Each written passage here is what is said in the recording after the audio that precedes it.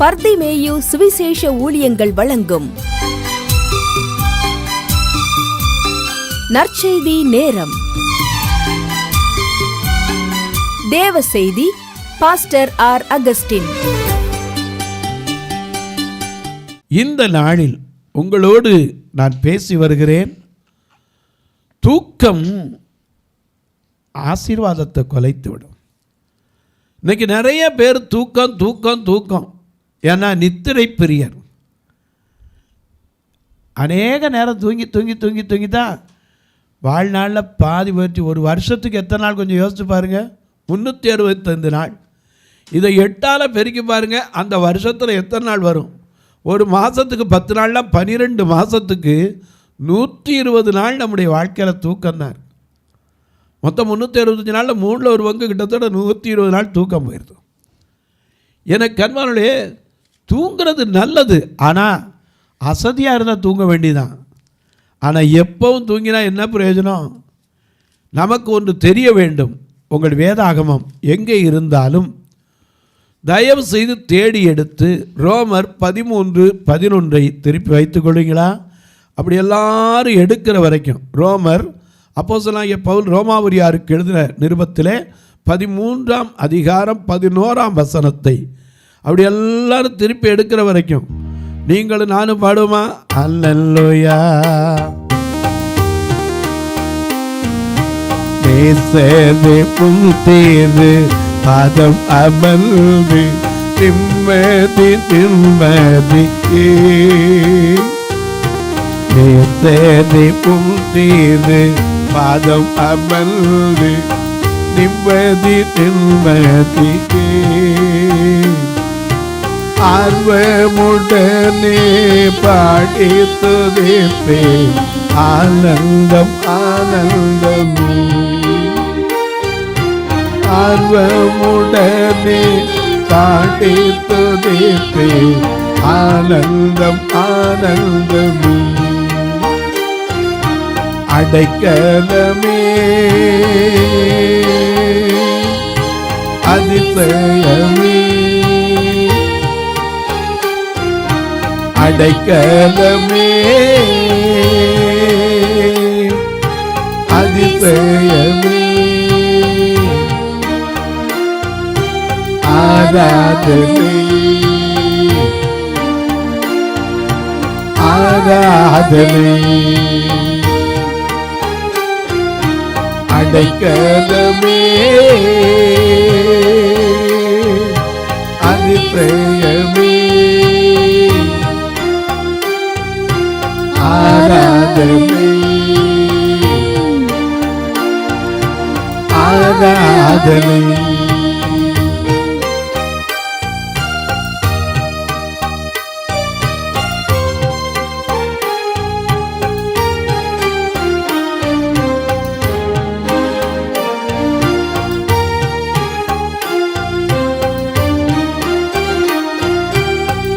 வல்ல செயல்கள் நினைத்து நினைத்து வல்ல செயல்கள் நினைத்து நினைத்து உள்ளமே பொங்கும். வல்ல செயல்கள் நினைத்து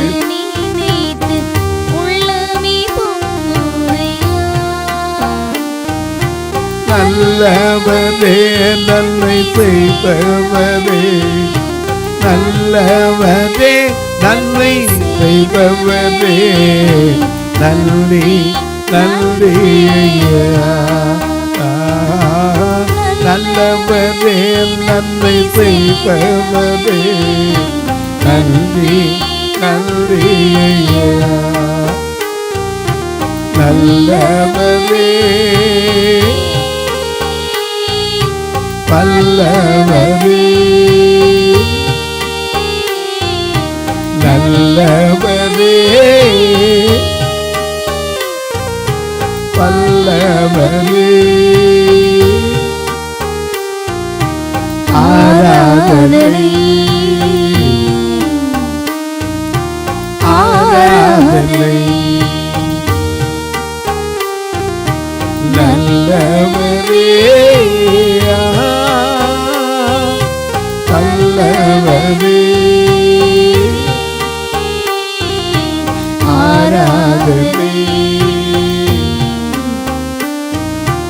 ஆராதனை.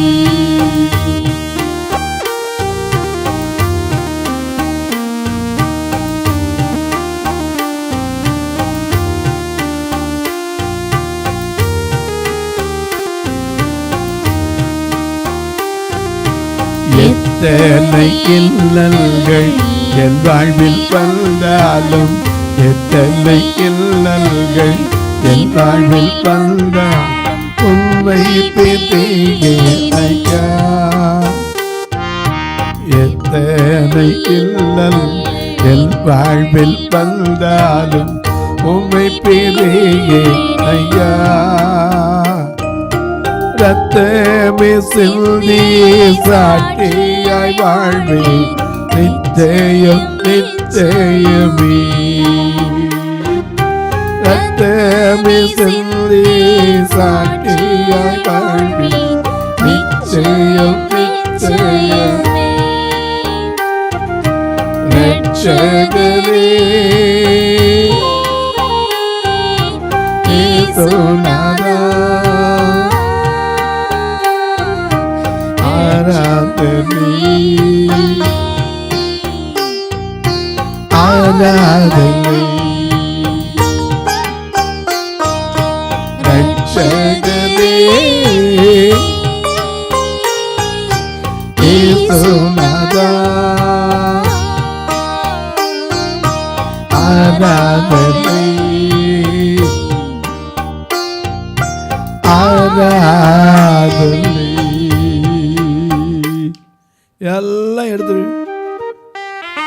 எல்லாம் எடுத்திருப்பீங்க. வாசிப்போமா?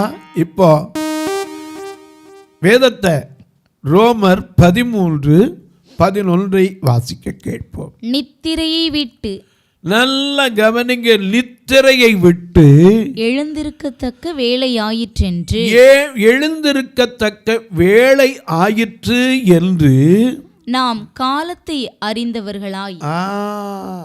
காலத்தின் அருமைய அறியணும். ஏன்னா காலம் கிடைக்காது. காலங்கள் கடந்து போய்கொண்டே இருக்கும். ஒரு நாள் நினைப்போம், அப்பெல்லாம் விட்டுட்டேனப்பா, இப்போ என்ன செய்யறது?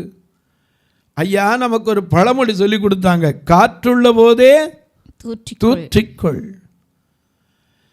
ஏன்னா காலம் இருக்கும்போது, ஏன்னா நம்ம அந்த காலத்தில் பாடினோம், காண பொழுதினில் காயம் மறைந்து போம், காலம் இருக்கையில் சீலமதாக குணப்படுப்பாவி. பாடியிருக்கோம்ல. கர்த்தனை நீ மறந்தாய், பாவ கற்பனையை திறந்தாய், பக்தி உண்மை தெளிந்தாய், பொல்லா பாவ வழி தெரிந்தாய், புத்தி கெட்ட ஆட்டு குட்டியே ஓடிவா, உத்தம மெய்ப்பனார் கத்தி அழைக்கிறார். நித்திரையை விட்டு எழுந்திருக்கத்தக்க வேளை வந்தது என்று வாசிக்கலாம். காலத்தை அறிந்தவர்களாய் இப்படி நடக்க வேண்டும், இப்படி நடக்க வேண்டும். நாம் விசுவாசிகளான போது ரட்சிப்பு சமீபமாய் இருந்ததை பார்க்கிலும் இப்பொழுது அது நமக்கு அதிக சமீபமாய் இருக்கிறது. இரவு சென்று போயிற்று, பகல் சமீபமாயிற்று. ஏன்னா இரவு போயிடுச்சு நமக்கு. அதனால தானே பாடுறோம், இரவெல்லாம் காத்தி இன்னும் மறவாத எல் நேசமே, உறவாடி மகிழ்ந்திருப்பே. என்னை மறவாத எல் நேசமே, உறவாடி மகிழ்ந்திருப்பே. கோடி கோடி நன்றி டாடி, கோடி கோடி நன்றி டாடி, கோடி கோடி நன்றி டாடி. நன்றி பலி நன்றி பலி, நல்லபதே உமக்கு தான் அதிகாலை ஆனந்தமே. என் அப்பாவும் திருப்பாதமே அதிகாலை ஆனந்தமே அப்பாவும் திருப்பாதமே.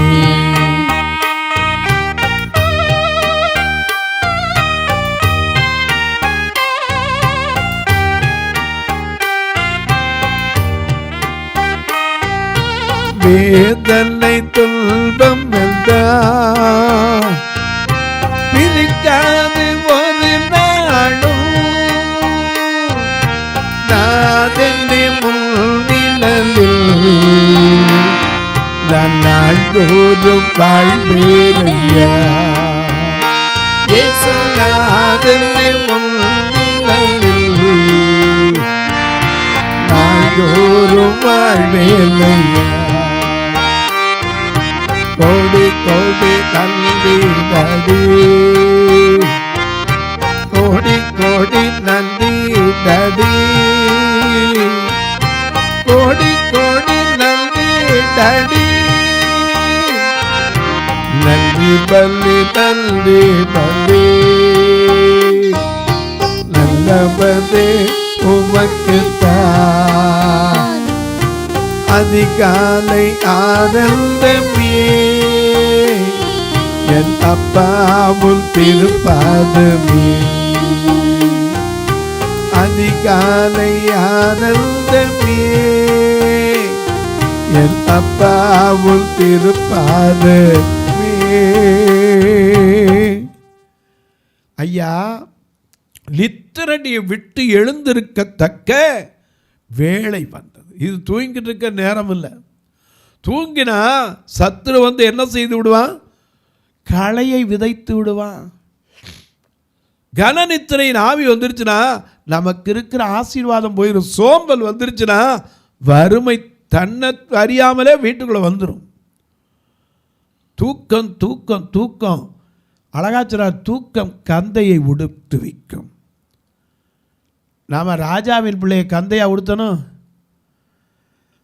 ஏன்னா நம்ம நாட்டில் ஒரு பழமொழி உண்டு, கந்தையானாலும் கசக்கி கேட்டால் அது விழுந்து கூழானாலும் குளித்து குடி. தூங்கிட்டு இருக்கக்கூடாது. எனக்கு அன்பானவர்களே, சில நேரங்களில் தூக்கத்தினால் அநேக காரியங்கள் போயிடும். அதனால தான் பவுல் எழுதுகிறார் எபேசியர் 5ஆம் அதிகாரத்திலே 14ஆம் வசனத்தில் என்ன எழுதுகிறார்? ஆதலால் தூங்குகிற நீ. யார் ஒவ்வொருத்தரையும் பார்த்தான் சொல்ல, என்னையும் ஒன்னையும் சேர்த்தான் சொல்றாரு. நானும் மனுஷன் தான், சில நேரம் அசந்து தூங்கிடக்கூடாது. ஆதலால் தூங்குகிற நீ விழித்து முதல்ல என்ன செய்யணும்? விழிக்கணும். அது மட்டுமல்ல, மரித்தோரை விட்டு எழுந்திரு. நீ தூங்கிருந்தா செத்தவனுக்கு சமம் தான் சொல்றாரு. மரித்தோரை விட்டு எழுந்திரு, அப்பொழுது கிறிஸ்து உன்னை பிரகாசிப்பார் என்று சொல்லியிருக்கிறாரே. ஆனபடியினாலே நீங்கள் ஞானமற்றவர்களைப் போல நடவாமல். ஞானமற்றவர்களை போல நடக்க கூடாது, தூங்கிட்டே இருந்துடக்கூடாது. எதை பற்றியும் கவலை இல்லை. தேசம் எப்படி இருக்கு, இன்னைக்கு நடப்பு எப்படி இருக்கு, காலம் எப்படி இருக்கு. ஐயா, ஒவ்வொரு நாளும் பொழுதும் எவ்வளவு கஷ்டம். இன்னைக்கு விலைவாசி ஏற்றத்தை பற்றி பேசுகிறோமே, நாம் இன்றைக்கி எத்தனை பேர் அதற்கு ஏற்றபடி உழைக்கிறோம். எனக்கு அன்பான சினிமாக்காரன் கூட சொன்னால், சிரித்து வாழ வேண்டும், பிறர் சிரிக்க வாழ்ந்துடாதேன்னா. உழைத்து வாழ வேண்டும், பிறருடைய உழைப்பில் என்ன செய்யக்கூடாது? வாழக்கூடாதுன்னு கவியரசர் கணத வாலி எழுதி வைத்தார். எனக்கு அன்பானே, நாம் காலத்தை அறிந்தவர்களாய் ஞானமற்றவர்களாய் நடந்துடக்கூடாது. காலத்தை அறிய வேண்டும். ஏன்னா இந்த காலம் பொல்லாத காலம். இந்த காலம் பொல்லாதது, உன்னை கத்த அழைக்கிறார். இந்த காலம் பொல்லாதது, உன்னை கத்த அழைக்கிறார். நீ வாழும் வாழ்க்கைதான் அது வாடகை வீடுதான். நீ வாழும் வாழ்க்கைதான் அது வாடகை வீடுதான். இந்த காலம் இந்த காலம் இந்த காலம் பொல்லாதது உன்னை கர்த்தர் அழைக்கிறார்.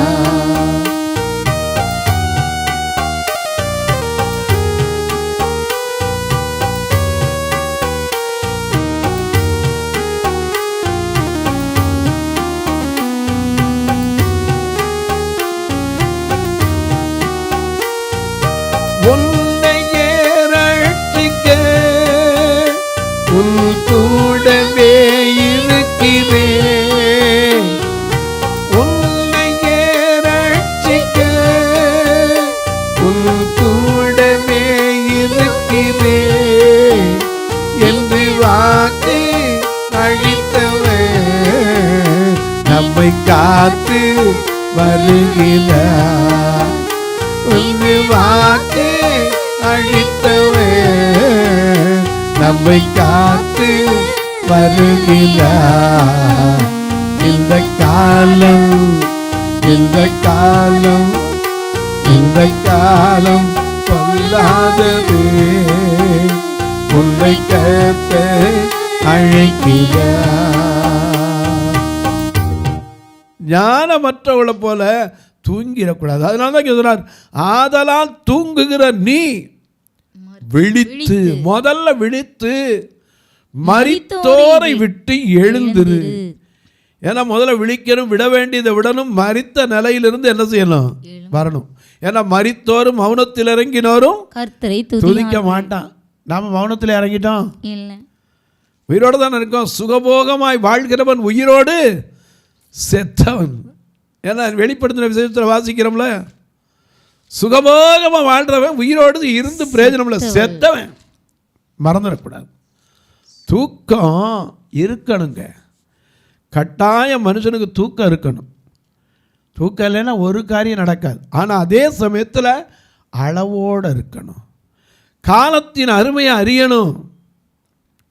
காக்கா குருவியெல்லாம் யாரும் போய் காலையில் எழுப்பி விடுறாங்க, எந்திரிக்க எந்திரிக்க நேரம் ஆயிடுச்சு, பகல் வந்துச்சு எந்திரிக்க அப்படின்னா கூப்பிட்றாங்க. அது பாட்டில் அந்த நேரம் வந்துருச்சுன்னா, சாயந்தரம் அதே மாதிரி சூரியன் அஸ்தமிச்சிருச்சுன்னா மரங்களில் பாருங்க கீச்சு கீச்சு கீச்சு கீச்சு கீச்சு கீச்சுன்னு எவ்வளவு குருவி பறவைகள். ஏன்னா அதுக்கு இருக்கிற ஞானம் நமக்கு இருக்கா? அதனால தான் சொல்கிறார், சோம்பேறி நீ எறும்பின் இடத்துல போய் ஞானத்தை கற்றுக்கொள்கிறார். அதுக்கு தலைவனும் கிடையாது, ராஜாவும் கிடையாது, பிரபுவும் கிடையாது. நமக்கு எல்லாம் இருந்தும் ஞானம் இல்லையே. எனக்கு கண்வர்கள் அப்படி எந்திரிச்சு என்னையா செய்ய அப்படிம்பிங்க. புலம்பலின் புஸ்தகம் 2ஆம் அதிகாரம் 19ஆம் வசனத்தை வாசிக்க கேட்போம். புலம்பல் 2:19. எழுந்திரு, எழுந்திரு, ராத்திரியிலே முதற் சாமத்திலே கூப்பிடு, ஆண்டவரின் சமூகத்திலே உன் இருதயத்தை தண்ணீரை போல ஊற்று. எதுக்கு? எல்லா தெருக்களின் முனையிலும் பசியினால் மூச்சித்து போகிற பகவானே என்னை காப்பாற்றுன்னு எத்தனை பேர் வீதியில கிடக்கிறான். உன் குழந்தைகளுக்காக, உன் குழந்தைகளின் பிராணனுக்காக உன் கைகளை அவரிடத்திற்கு ஏறெடு. ஏன்னா அந்த கைகள் ஒத்தாசை வரணும்னா கண்களை ஏறெடுக்கணும். பரிசுத்த கைகளை உயர்த்தித்தான் ஜெபிக்கணும். தீமோத்தேயுக்கு பவுல் என்ன செய்றாரு? எழுதுறாரு, எழுந்து ராத்திரியில முதற் சாமத்தில் கூப்பிடு. எதுக்காக? ஆண்டவரின் சமூகத்தில் அழிந்து கொண்டிருக்கிற ஆத்துமாக்களுக்காக. உன் கைகளை ஏறெடு. என கண்பார்களே, எத்தனை இரவுகள் ஒரு நாள் முழுக்க அழுதுகிட்டு தானா யாரு? நெகேமியா. ஏன்னா அவனுக்கு ஒரு செய்தி வருது. என்ன செய்தி? அலங்கம் இடிக்கப்பட்டது, அதில் மீந்திருக்கிறவர்களெல்லாம் என்ன செய்கிறாங்க? கொடிய துன்பத்தை அனுபவிக்கிறார்கள் என்று சொன்னபோது அவன் இரவு முழுவதும் என்ன செய்தானா? அழுதானா. இரவு முழுவதும் அழுதானா. ராத்திரியெல்லாம் தூக்கம் இல்லை, காரணம் இல்லாமல் எனக்கு கண்பார்வை இல்லை. ராஜா கேட்குறாரு, உனக்கு நோய் இல்லையப்பா, பிற என்ன துக்கம்? மனதின் துக்கம். ஏன்னா அவன் சொன்னான், ஐயா என் ஜனங்கள் இப்படி அழிந்து கொண்டு இருக்கிறாங்களே, நான் இப்படி இருக்கிறது எப்படி என்னால் இருக்க முடியும்? இன்னைக்கு நமக்கு எது போனாலும் சரி, என்ன நடந்தாலும் சரி, தூங்கிக்கிட்டே இருக்கிற ஆட்களும் இருக்கத்தான் செய்கிறாங்க. அதனால தான் சொல்கிறாரு, எழுந்திருப்பா. எழுந்திருக்கத்தக்க வேலை என்ன செஞ்சிருச்சு? வந்துருச்சு. எனக்கு அன்பானவர்களே, தூக்கத்தினால எந்தெந்த இடத்துலாம் தூக்கம் வருது? லூக்கா 22:45 பாருங்க. லூக்கா எழுதின சுவிசேஷம் 22ஆம் அதிகாரம் 45-46 வசனம். அவர் ஜெபம் பண்ணி முடித்து எழுந்திருந்து தம்முடைய சீஷரிடத்தில் வந்து, ஏன்னா அவர் போகும்போது வியாழன் இரவில் தன் வியாகுலப்படுவதற்கு கெத்சேமனை தோட்டத்திற்கு போனார். அங்கே போய் 8 பேரை நிப்பாட்டிட்டு 3 பேரை கூட்டு போய் அதை 3 பேரை நிப்பாட்டிட்டு கொஞ்சம் தூரம் போய் தன் ஆத்துமாவை ஊற்றி ஜெபித்தார்.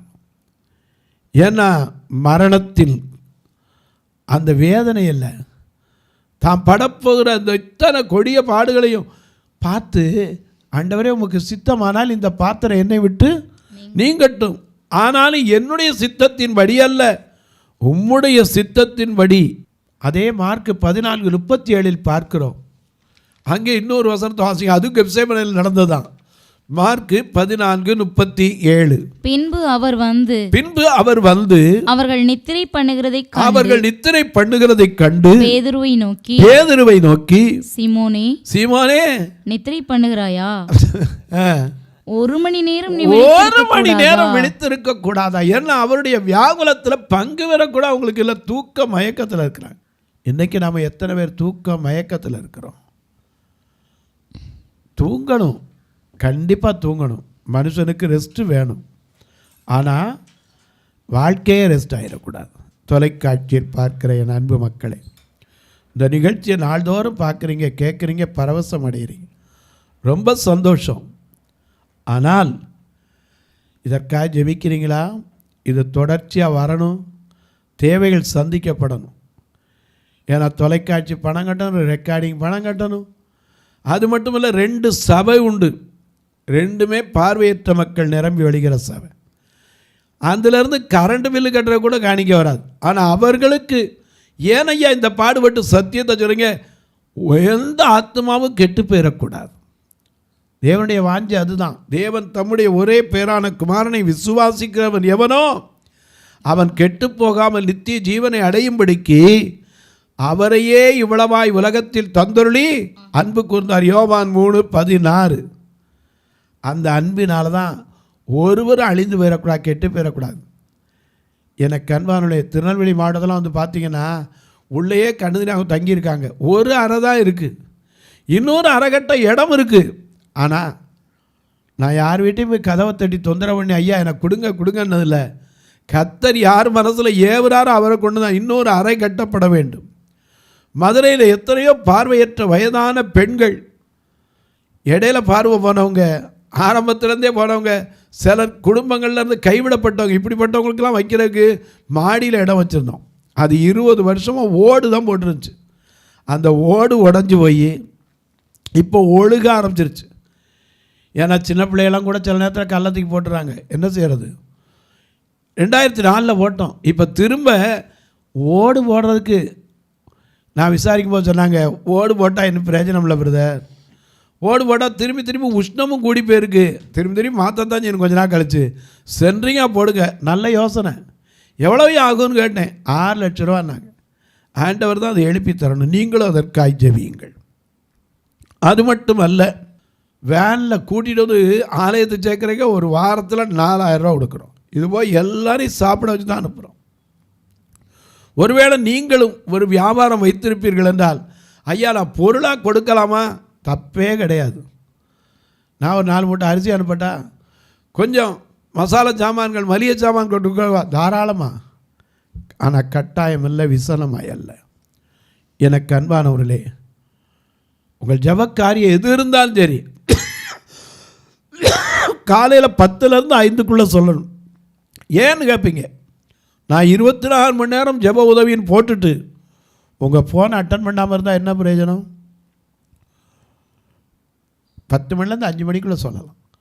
தாராளமாக உங்களுக்கு ஜெபிப்பேன். ஒருவேளை ட்ராவல்லையோ அல்லது ரெக்கார்டிங்லேயோ ஏன்னா தினம் செய்தி வர்றதுனால ரெக்கார்டிங்கும் உண்டு. அப்படி நேரத்தில் தான் எடுத்துருக்க மாட்டேன். அது கூட எடுத்து பதில் சொல்லுவாங்க. ஐயா ரெக்கார்டிங்கில் இருக்காங்கன்னு சொல்லுவாங்க. கட்டாயம் உங்களுக்கு அட்டன் பண்ணுவேன். நீங்களும் ஐயா இந்த பார்வையற்ற மக்களுக்கு ஒரு நாள், உங்கள் பிறந்த நாள், திருமண நாள், உங்களுக்கு ஒரு வீடு கட்டின நாள், ஒரு சம்பள உயர்வு கிடைத்த நாள், வேலை கிடைத்த நாள், இப்படிப்பட்ட நாட்களில் கர்த்தர் ஏவினால் நீங்களும் இதற்கு உதவலாம். அது மட்டுமல்ல, ஐயா வந்து பார்க்கலாமா? தாராளமாக. இதுக்கு உதவுனா என்ன பிரதர் செய்யுது? நான்லாம் தூரத்தில் இருக்கோம். இதில் 2 ஃபோன் நம்பர் வந்துக்கிட்டே இருக்கும். இது வழியாக ஜிபே, ஃபோன்பே உண்டு. ஒருவேளை ஐயா நான் காசோலையாக அனுப்ப முடியும் அப்படின்னா ஆர் அகஸ்டின்னு பேர் போட்டு தபால், அந்த செக்கில் எழுதிடாதீங்க, ஆர் அகஸ்டின் பேர் மட்டும் போடுங்க. அட்ரஸ் தபால் பெட்டி எண் 7, நாகமலை, புதுக்கோட்டை, மதுரை 625019. உங்கள் ஜெப காரியங்கள் தாராளமாக இதன் வழியாக எழுதலாம். அதற்கு நிச்சயமாக நானும் உங்களுக்கு பதில் அனுப்பி வைப்பேன். இப்போவும் உங்களுக்காக ஜெபிக்கட்டுமா? நல்ல பிதாவே, நன்றியோடு துதிக்கிறோம் சுவாமி. இந்த அருமையான நாளிலே தூக்கம் ஐயா வாழ்க்கையில் அது நல்லதா கெட்டதா, நன்மையா தீமையா, தூக்கம் வேணுமா வேண்டாமா, தூக்கத்தினால என்ன உண்டு, ஆசீர்வாதமா அல்லது தரித்திரமா, இதை குறித்து நாங்கள் தியானித்து வருகிறோம். அப்படி தூங்கினவர்களெல்லாம் என்னவற்றை இழந்தார்கள் என்பதையும் நாங்கள் தியானிக்க போகிறோம். அதற்கு என்னை எங்களை தகுதிப்படுத்தும். இந்த ஊழியத்தை தாங்குகிற, கொடுக்கிற, ஜெபிக்கிற எல்லா மக்களையும் ஆசீர்வதி. எங்கோ ஒரு மூலையிலிருந்து இந்த நிகழ்ச்சியை கேட்டுக்கொண்டு இதற்காய் ஜெபித்து கொண்டிருக்கிற என் அன்பு தாய்மார்களுக்காய் ஸ்தோத்திரம். இதற்காய் ஒவ்வொரு நாளும் ஜெபிக்கிற என் அன்பு தங்கைகளுக்காய் ஸ்தோத்திரம். என் அன்பு பிள்ளைகளுக்காய் ஸ்தோத்திரம். இந்த ஊழியத்தை தங்கள் கஷ்டத்தின் மத்தியிலே, தங்களுடைய பாரத்தின் மத்தியிலே தவறாமல் தாங்கி வருகிறதற்காய் ஸ்தோத்திரம். நான் கூட ஒரு வேளை உங்களுக்கு பதில் சொல்ல, நாங்கள் பார்வையில்லாதனால நீங்கள் அனுப்புனதை பார்க்காம இருந்தால் கூட அதை பொறுமையோடு சகித்து நீங்கள் உதவி வருகிற உங்கள் உதவிக்காய் நன்றி. அதற்கேற்ற ஒத்தாசையை கர்த்தர் தர வேண்டும் என்று வானத்திற்கும் பூமிக்கும் சகல அதிகாரம் கொண்ட இயேசு கிறிஸ்துவின் ஈடு இணையற்ற வல்லமையுள்ள நாமத்திலே ஒவ்வொருவருக்காய் ஜெபிக்கிறேன் நல்ல பிதாவே, ஆமென். சபை ஆராதனை ஞாயிறு காலை 10 மணி முதல் 12 மணி வரை. இடம் பர்திமேயு சுவிசேஷ ஆலயம், அன்னை சத்யா நகர், இளமனூர் அஞ்சல், சக்கிமங்கலம் வழி, மதுரை மாவட்டம். பின்கோட் 625201 மற்றும் பர்திமேயு சுவிசேஷ ஜெப வீடு, flat number 107, Eden garden, Muthur, Tirunelveli. Pin code 627011. சிறப்பு உபவாச கூட்டம் ஒவ்வொரு மாதமும் 2வது சனிக்கிழமை காலை 10 மணி முதல் 1 மணி வரை நாகர்கோவில் YMCA ஹாலில் வைத்து நடைபெறுகிறது. மற்றும் ஒவ்வொரு மாதமும் 4வது சனிக்கிழமை காலை 10 மணி முதல் 1 மணி வரை திருநெல்வேலி புதிய பேருந்து நிலையம் அருகில் உள்ள கிரேஸ் ஹாலில் வைத்து நடைபெறுகிறது. எங்கள் எல்லா ஆராதனைகளிலும் கலந்து கொண்டு தேவனை மகிமைப்படுத்த அன்பாய் அழைக்கிறோம். உங்கள் உதாரத்துவமான காணிக்கைகளினால் இவ்வூழியத்தை தாங்க விரும்பினால் R Augustine, account number 5021364331, IFSC code IDIB 000B066, Indian bank, BP Kulam, Madurai. GPay number 9842181917, BGM ministries மற்றும் 9442559772, பிளைண்ட் மினிஸ்ட்ரீஸ் அகஸ்டின். உங்கள் தொடர்புக்கு பாஸ்டர் ஆர் அகஸ்டின், பர்திமேயு சுவிசேஷ ஊழியங்கள், நாகமலை, புதுக்கோட்டை, மதுரை 625019. தொலைபேசி எண்கள் 9842181917 மற்றும் 9442559772. கர்த்தர் தாமே உங்களை ஆசீர்வதிப்பாராக.